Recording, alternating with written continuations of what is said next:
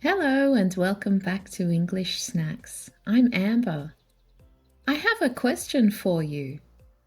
When was the last time you did absolutely nothing?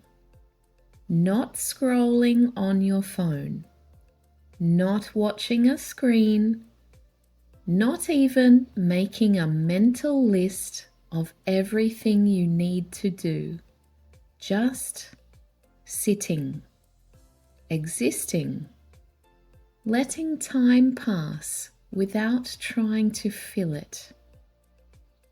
If you're struggling to remember, today's episode is for you. We're going to travel a little to Italy. Today we're talking about one of the most beautiful phrases in the Italian language that we can also say in English. Dolce far niente. It means quite simply the sweetness of doing nothing. Let's start with the phrase itself because it's worth savoring. Dolce. D-O-L-C-E. Dolce means sweet. You might recognize it from Italian dessert menus or from the fashion brand Dolce & Gabbana. Far niente. F-A-R-N-I-E-N-T-E means to do nothing. So together, the sweetness of doing nothing. Not the guilt, not the anxiety, the sweetness, the pleasure. The idea that doing nothing is not laziness. It is something to be enjoyed, even celebrated. This concept is deeply embedded in Italian culture. Long lunches that stretch into the afternoon, sitting in a piazza, a town square, watching the world go by. An evening stroll with no destination, no purpose, no hurry. These are not wasted moments in Italian life. These are essential ones. Let's contrast this with the culture most English speakers grew up in. In Australia, the UK, the US and Canada, busyness is often worn like a badge of honor. Think about how people answer the question, "How are you?" In those countries, we could commonly hear, "Busy, rushed off my feet, so much on at the moment." These are not complaints. These are brags. Showing off. Being busy signals that you are important, productive, in demand.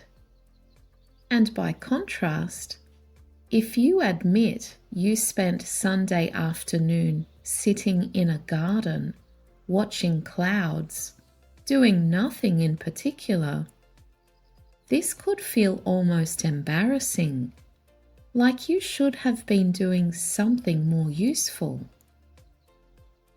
There is even a term for this in modern English: productivity guilt. The uncomfortable feeling you get when you are not being productive. The nagging voice in your head that says, "You should be doing something. You're wasting time." Sound familiar?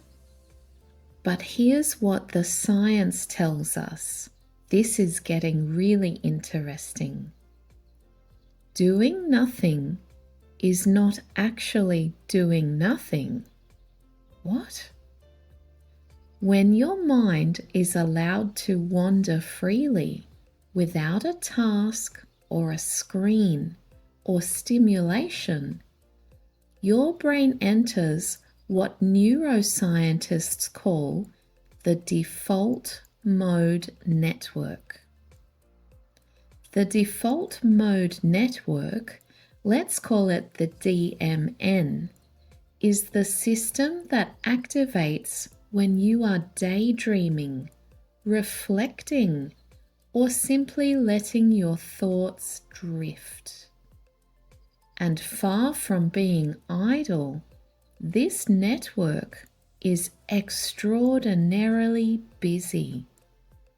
It is processing emotions, consolidating memories, generating creative ideas, and helping you make sense of your experiences.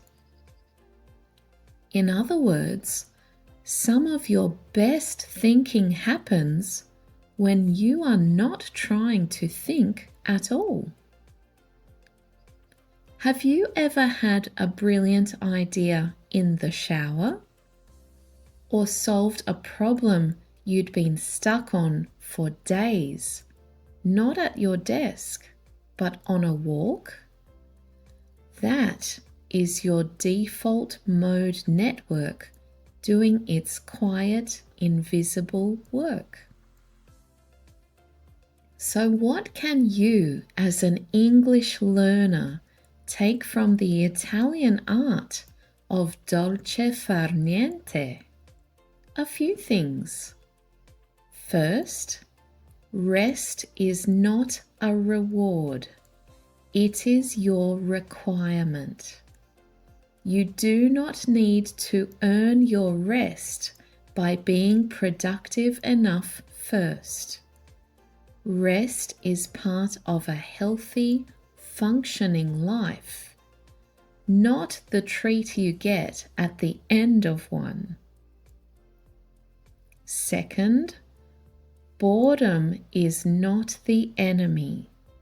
In fact, researchers at the University of Central Lancashire found that people who were allowed to feel bored before a creative task performed significantly better than those who weren't.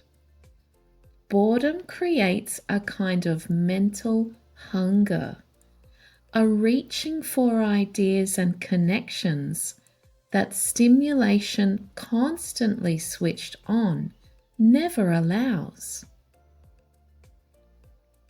And third, perhaps most importantly for language learners, language needs space to settle.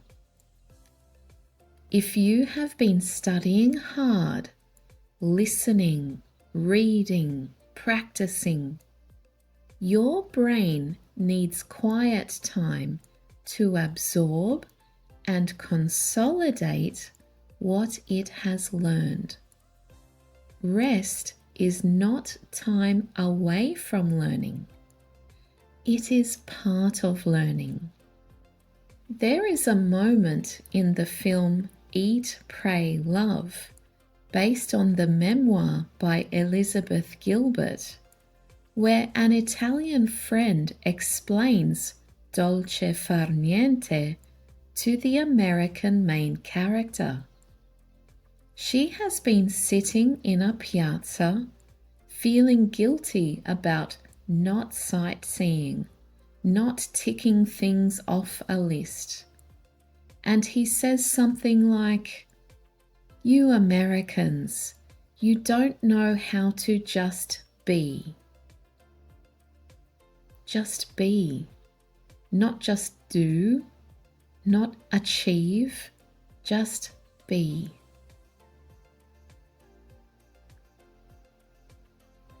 This might be the most difficult thing for a busy, modern person to actually practice. Just be. But perhaps during this time of year, on a warm afternoon with nowhere urgently to be, you could try. Put your phone down. Sit somewhere pleasant. Watch the light change. Let your thoughts wander wherever they want to go. And if anyone asks what you're doing, now you have the perfect answer. Dolce far niente. Today's vocabulary: savoring, enjoying something slowly and fully, taking your time with it. Embedded, deeply fixed into something, a natural part of it. Piazza, an Italian word for a public town square, often with cafes and fountains. Busyness, the state of always being busy, having a lot to do. Productivity guilt, the uncomfortable feeling of not being productive enough.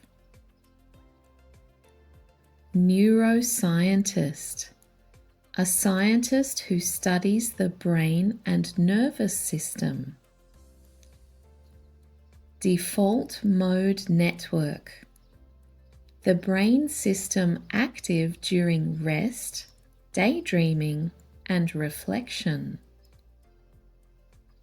Consolidate, to make something stronger and more secure.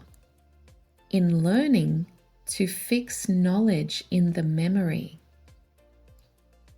Boredom, the feeling of being uninterested and unstimulated. Memoir, a book written about the author's own life and experiences.